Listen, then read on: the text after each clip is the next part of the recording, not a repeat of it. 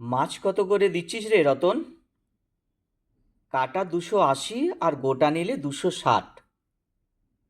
আচ্ছা, তবে 1.5 কেজি সাইজের দে দুটো।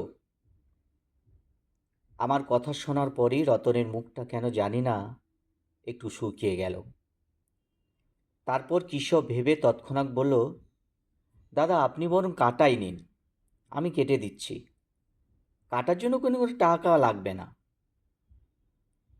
খানিকটা অবাক হয়ে চিন্তিত মুখে যখন ওকে বললাম, হুম, তাই দে তবে, তখন ওর অতি আগ্রহ এবং মুখের ঔজ্জ্বল্যের কারণটা তখন বুঝতে পারলাম না।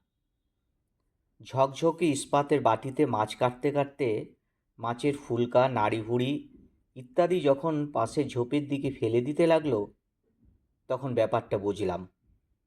দেখলাম ছোট্ট ছোট্ট পায়ে এগিয়ে আসছে 3টে বিড়াল ছানা, বিপত্নিক রতনের সংসারের নতুন সদস্যরা।